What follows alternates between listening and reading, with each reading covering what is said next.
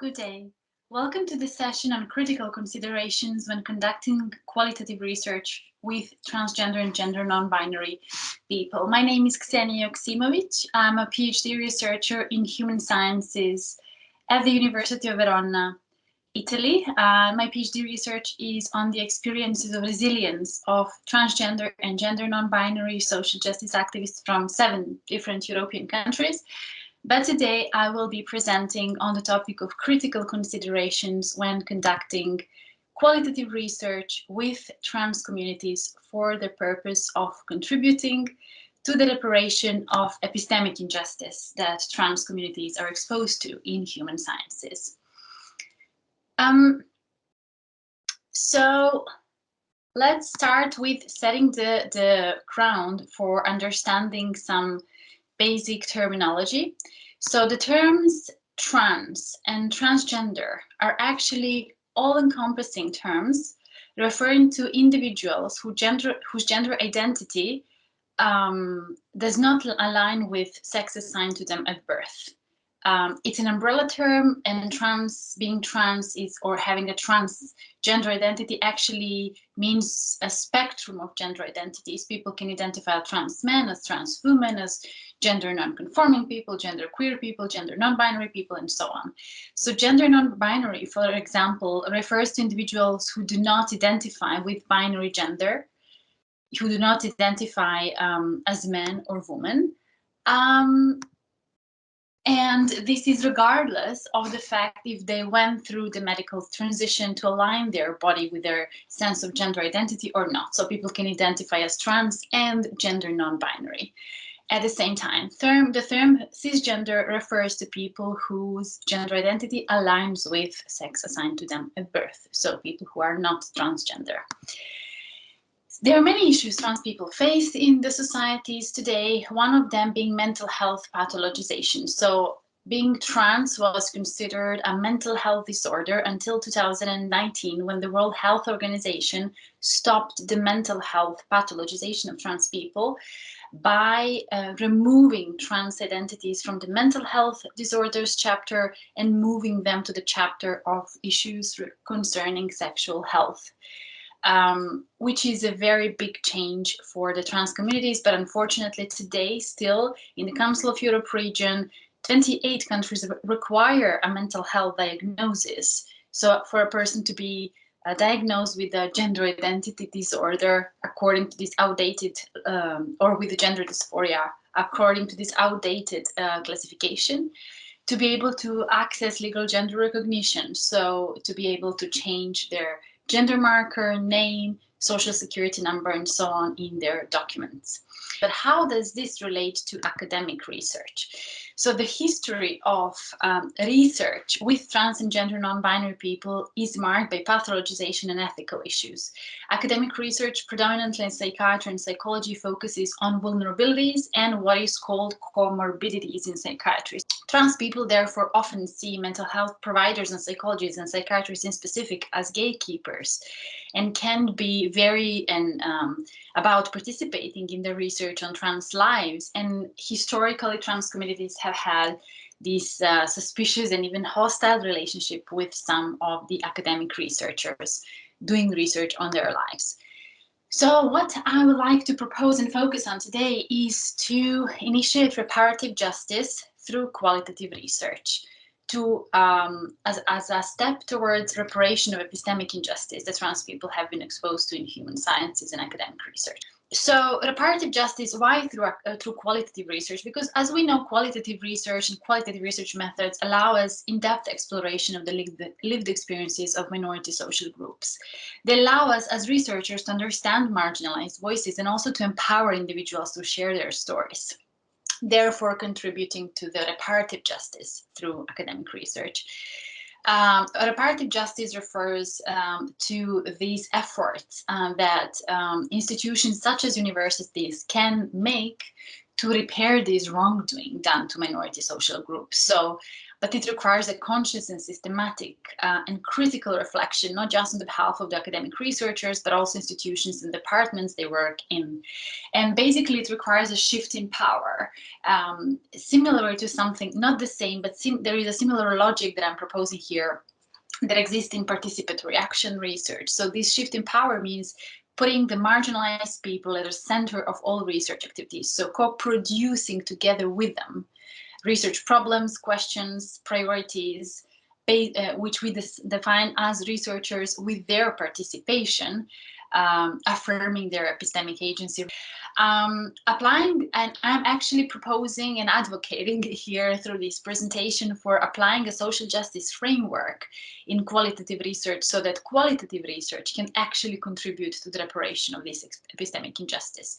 As I said, there is this social justice logic that we can draw from participatory action research, but social justice inquiry means actually putting our research to be useful to policy objectives with the purpose of redressing a variety of historically refined oppressions, such as economic injustice, hidden injuries of class, discrimination in the legal system, gender inequalities, inequities, new oppression resulting from restructuring of the welfare system, and so on.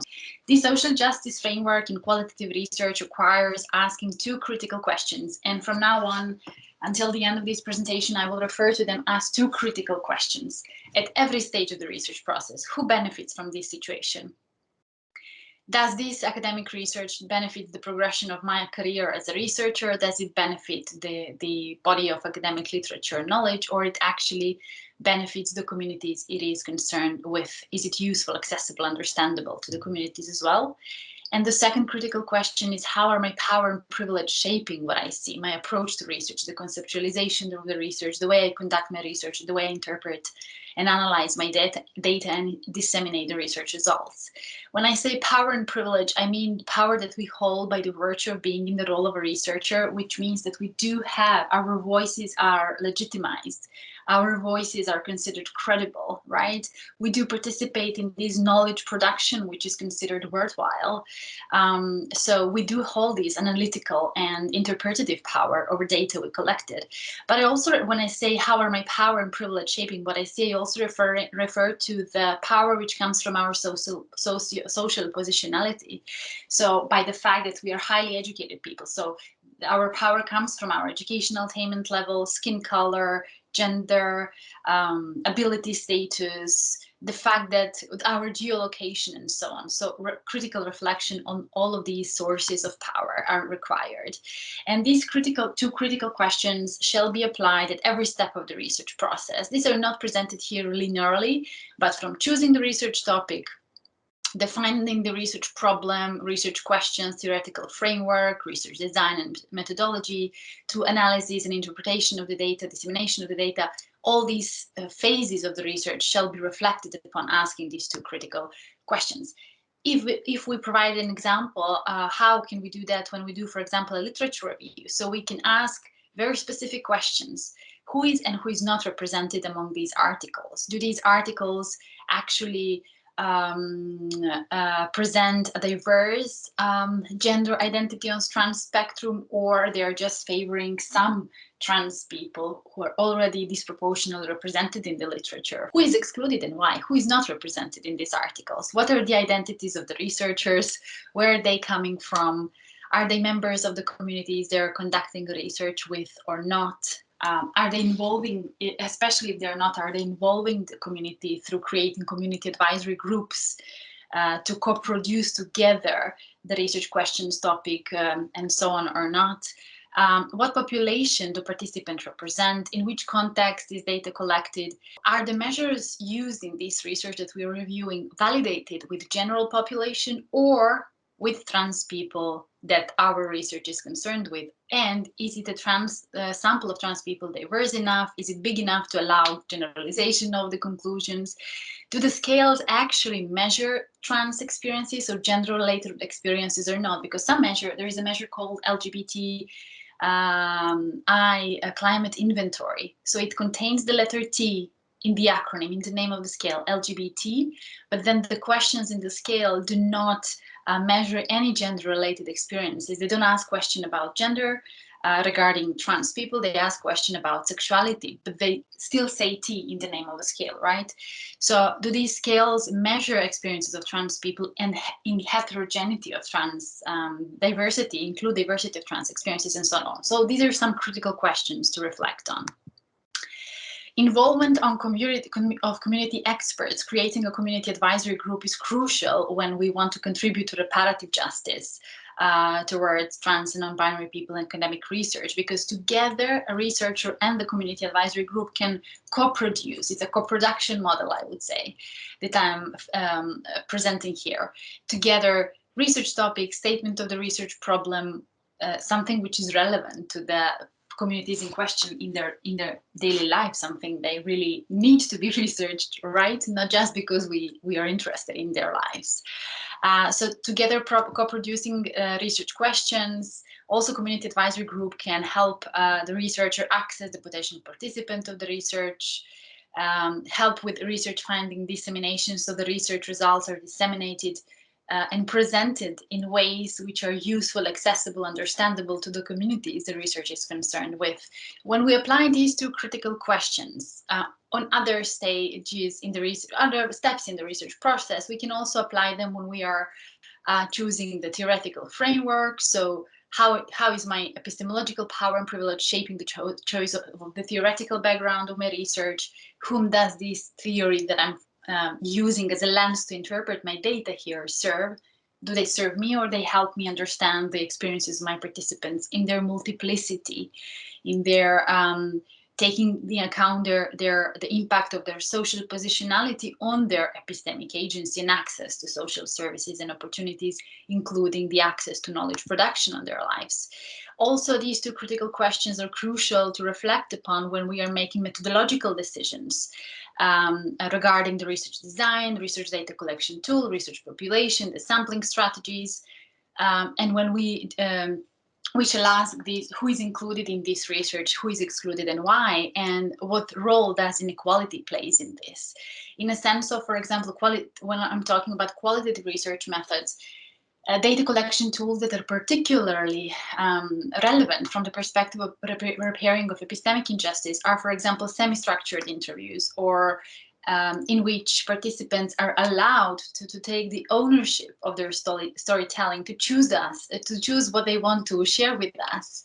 Also, we can use data collection techniques within our semi-structured interview, which have open-ended questions. And some techniques can be taken from visual ethnography, for example, the use of photos, drawing timelines, which can help participants reflect on their stories and create their stories, not just by analyzing them rationally, but also reflect on them in evocative ways, using these techniques of drawing or photographs in a more like a projective technique kind of a way, so that we get rich and more nuanced data, but also they can reflect on their experiences, including their non-rational ways of knowing, including their emotionality and so on. Of course, from the perspective of applying social justice framework to qualitative research, reflecting on the researcher's positionality is crucial. So critically reflecting on the impact of our socialization on the way we design, implement, conceptualize, structure, and interpret our research results. So we ask these two critical questions. Whom does this benefit? Am I doing this because I want my academic career to progress, or it's really useful and beneficial to minoritized social group and pathologized social group who suffer epistemic injustice and who can benefit from this research? How are my assumptions, my biases, my preconceived ideas about the research population, about the research topic, shaping my research conceptualization, implementation, interpretation, and so on? And also, how do I disseminate my research findings? So in a way that they can be accessible to the communities, understandable, available to the communities the research is concerned with, so I can share them at the community events. further organized for the communities in question. I can share them through capacity building of the mental health, educational, and other professionals who directly impact trans and non-binary people's lives.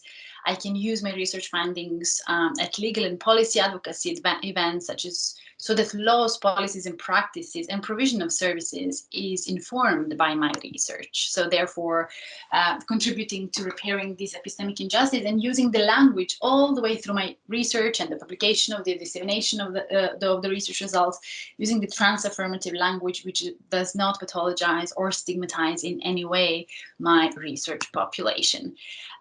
So I see that I'm a little bit ahead of time, so I would like to thank you for your time, and feel free to write me if you have any questions. I would be happy to answer them. So thank you so much for your time.